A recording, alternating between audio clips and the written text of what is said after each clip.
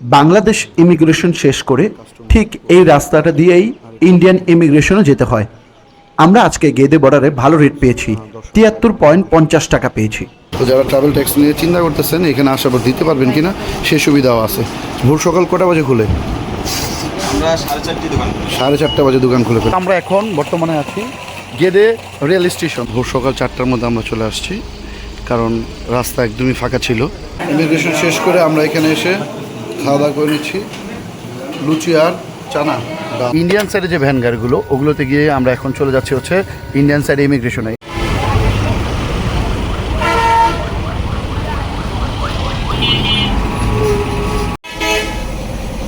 এটা হচ্ছে royal express.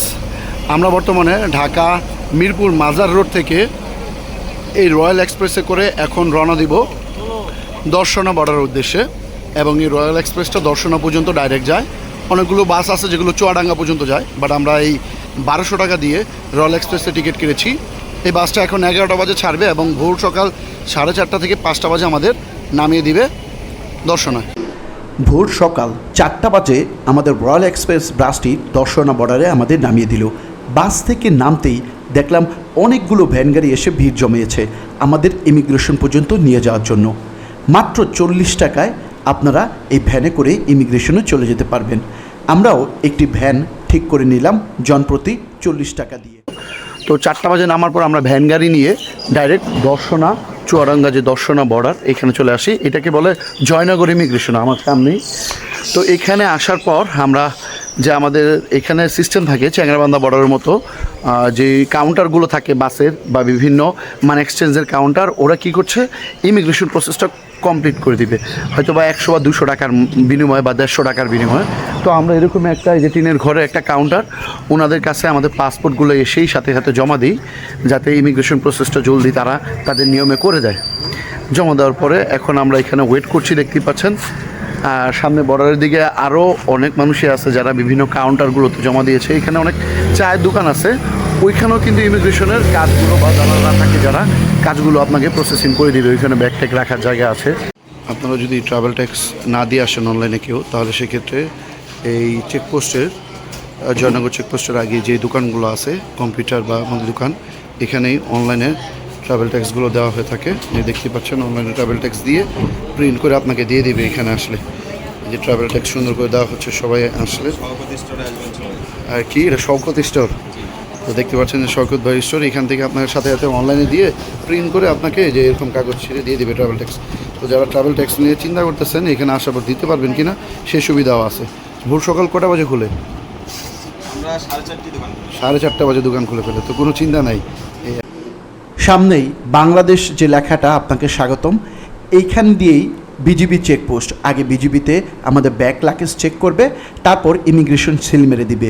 এরপর আমরা ঠিক এই সোজা রাস্তা দিয়ে চলে যাব ইন্ডিয়ান ইমিগ্রেশনে। দেখতেই পাচ্ছেন সবাই এসে এখন ইমিগ্রেশনের লাইন ধরছে। সো ভিউয়ার্স, আমরা কিছুক্ষণ আগে Gede Jaynagar border Bangladesh side immigration complete করলাম। একদম খুব স্মুথলি আমরা ইমিগ্রেশন কমপ্লিট করেছিলাম। লাইনে দাঁড়াইছি, আমাদের বিজিবি ব্যাগগুলো চেক করেছে। আমার ব্যাগ বেশিরভাগই বড় ছিল, বাট খুলে নাই, একটু হাত দিয়ে সামনের দিক দিয়ে পরে ছেড়ে দিল। তো 5 থেকে 7 মিনিট লাগছে ইমিগ্রেশন কমপ্লিট করতে। ঈদের পরের দিন মানে 18 তারিখ বুঝেন এবার। তো এরপরে আমরা শেষ করে এখন চলে যাচ্ছি হচ্ছে এই দিক দিয়ে যে ভ্যান গাড়ি নিয়ে, ইন্ডিয়ান ভ্যান গাড়ি, এগুলো হচ্ছে বাংলাদেশি টাকা 40 টাকা নেবে ইন্ডিয়ান ইমিগ্রেশন পর্যন্ত, এবং ইন্ডিয়ান রুপিতে 30 রুপি নেয়। তো আমরা এই ভ্যানে করে, এই যে আমার ভ্যানে গাড়িগুলো রাখছি, আমার ব্যাগ ট্যাগ, এই ভ্যানে করে এই দিক দিয়ে জাস্ট আমরা ইন্ডিয়ান ইমিগ্রেশনে চলে যাব। দেখতে পাচ্ছেন এদিক দিয়ে। তো আর আমরা এখন যে সাইডটাতে আছি এটা হচ্ছে একদম বর্ডার সাইডে। যদি দেখেন এই যে এই পাশটি দিয়ে বাউন্ডারি দেওয়া আছে, আর এই পাশে হচ্ছে ট্রেন লাইন, যেটা হচ্ছে আমরা যারা মৈত্রী এক্সপ্রেসে কলকাতা যাই তাদের জন্য এটা ট্রেন লাইন। আমরা এখন ইন্ডিয়ান সাইডে যে ভ্যান গাড়িগুলো ওগুলোতে গিয়ে আমরা এখন চলে যাচ্ছি হচ্ছে ইন্ডিয়ান সাইডে ইমিগ্রেশনে। এই যে দেখতে পাচ্ছেন ফ্ল্যাগ লাগানো ইন্ডিয়ান, এই ফ্ল্যাগগুলো ডাইরেক্ট ইন্ডিয়ান ইমিগ্রেশন পর্যন্ত আপনাদের নিয়ে যাবে। তো মাত্র আমরা সবাই ব্যাগ ট্যাগ নিয়ে একবারে ভ্যানে উঠে পড়লাম। আর ভাড়া যে বিষয়টা সেটা হচ্ছে বাংলা টাকায় 40 টাকা আর ইন্ডিয়ান রুপিতে মনে হয় 30 টাকা করে, এরকমই আর কি জনপ্রতি। তো যাচ্ছি। আর ওয়েদারটা যদি আপনারা একটু দেখেন, চারপাশটা দেখেন কি সুন্দর। ওয়াও, গেদে বর্ডার সম্পর্কে তো সব ভালো তথ্যই দিয়ে গেলাম। এবার একটা ব্যাড নিউজ দেই, সেটা হচ্ছে এই গেদে বর্ডারে স্ক্যানিং মেশিন কিন্তু নাই, যার কারণে আপনার যে ব্যাগগুলো আছে এগুলো বিজিবি চেকপোস্টে বা কাস্টমসে পুরোটা খুলে তছনছ করে ঘেটে দেখবে, তারপর আপনাকে ছাড়বে। যার কারণে এখানে ইমিগ্রেশনে কিন্তু সময় লাগে না, কিন্তু বিজিবি চেকপোস্টে বা কাস্টমসে আপনার সবচেয়ে বেশি সময় লাগবে এবং বিরক্ত হবেন তখন আপনার গোছানো বা গুছিয়ে রাখা ব্যাগের জিনিসপত্র সব কিছু তন্ন তন্ন করে বের করে খুঁজে দেখবে। এটাই হচ্ছে এই বর্ডারের বড় সমস্যা। জানি না এখনও পর্যন্ত সব কিছু এত অ্যাডভান্স হয়ে গেছে, কিন্তু এই বর্ডারে কেন স্ক্যানিং মেশিনও বসানো হয়নি। এছাড়া আর কোনো সমস্যা পাবেন না এই বর্ডার দিয়ে। ভিউয়ার্স, আমরা মাত্র ইন্ডিয়ান ইমিগ্রেশন শেষ করলাম, করে ইন্ডিয়ান কাস্টমস সব কিছু শেষ করে আমরা এখন চলে আসলাম এখানে নদী ফরেক্স লিমিটেডে। এখানে আমরা রেটটা ভালো পাইছি, এই কাউন্টারে আমরা টাকাগুলো আমাদের ভাঙাবো, বাংলা টাকা যা নিয়ে আসছিলাম এগুলো এখানে রুপি করবো। দেখতেই পাচ্ছেন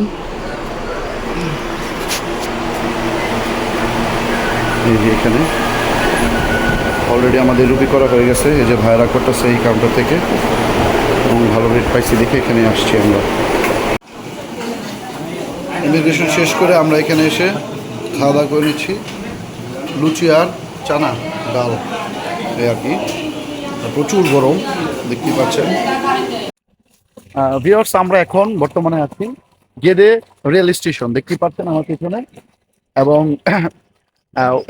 উত্তরবঙ্গ বাংলাদেশের মানুষের এই পশ্চিমবঙ্গে আসার সবচেয়ে সহজ ও দ্রুততম মাধ্যম হচ্ছে এই গেদে বর্ডার।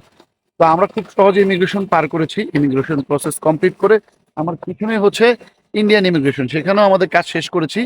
এখন আমরা ওয়েট করছি গেদে থেকে শিয়ালদা যাওয়ার জন্য। গেদে থেকে শিয়ালদার এখানে লোকাল ট্রেন প্রতি ঘন্টায় কিন্তু ছাড়ে। আমাদের কথা ছিল সকাল 8:45 ট্রেনটা ধরার টার্গেট করেছিলাম, কিন্তু আজকে যেহেতু ঈদের পরের দিন, তো এই ক্ষেত্রে আমাদের একটু বর্ডারে ভিড় বেশি ছিল। তারপরেও আমরা চেষ্টা করেছিলাম ধরার জন্য, কিন্তু পারি নাই। এখন আমরা যেটা 10:45 ট্রেন, যেটা গেদে থেকে ডাইরেক্ট শিয়ালদা যাবে, মানে লোকালি অনেকগুলো স্টপেজ দিবে, সেটা হচ্ছে 27টা স্টপেজ পরে এই ট্রেনে। তো ওই ট্রেনে আমরা যাব। আমরা এখন মাত্র গেদে থেকে ট্রেনে উঠলাম, গেদে শিয়ালদা লোকাল ট্রেনে, এবং ট্রেন যাত্রা শুরু হয়ে গেল। এখান থেকে আমরা ট্রেন একদম রাইট টাইমে 10:45 ছাড়ার কথা, 10:45 ছেড়েছে। এবং দেখেন এখনও সিটগুলো ফাঁকা আছে, এখনও একটু সামনে থেকে আরও সিটগুলো ভরবে। আপাতত আমরা ফাঁকা সিট পেয়ে আরামসে ট্রেনে যাচ্ছি জার্নি করে, দেখতে পাচ্ছেন। ট্রেনে ওঠার পর মাত্র একটা স্টপেজ পাড়ি দেওয়ার পর এই দেখেন কি অবস্থা, কি পরিমাণ মানুষ, একটু পা ফলাবার জায়গা নাই। ঠিক এমনটাই ভিড় হয়ে থাকে প্রতিবারই। সব কিছু তো সুন্দরভাবে হয় এমনটাও না।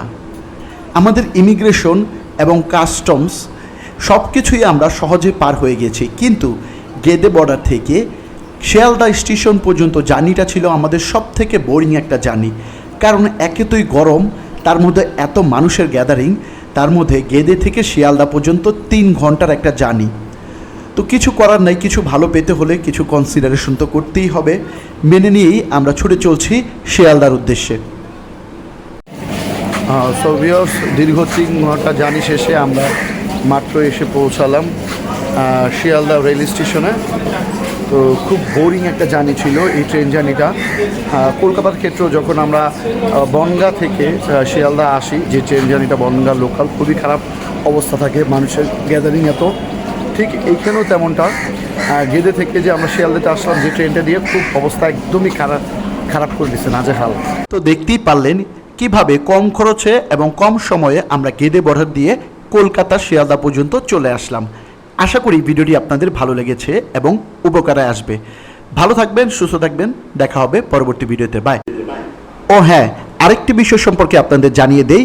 আপনারা অনেকেই আছেন শিয়ালদা নামার পরে আপনারা চান যে হোটেল না নিয়ে আশেপাশের জায়গাগুলো ঘুরে দেখার জন্য ব্যাগ লাগেজগুলো যদি কোথাও রাখা যেত তাহলে সবচেয়ে বেশি ভালো হতো। হ্যাঁ, আপনারা শিয়ালদা স্টেশনে চাইলে 1 দিন বা 2 দিনের জন্য আপনাদের ব্যাগ বা লাগেজ কিন্তু চাইলে রাখতে পারবেন। এবার ব্যাগ বা লাগেজ রেখে নিশ্চিন্তে আপনারা কলকাতা সিটি ট্যুর করতে পারবেন। কোথায় কিভাবে রাখবেন, এটার প্রসিডিউরটা কি আগামী ভিডিওতে আপনাদের দেখিয়ে দিব। ভালো থাকবেন, সুস্থ থাকবেন।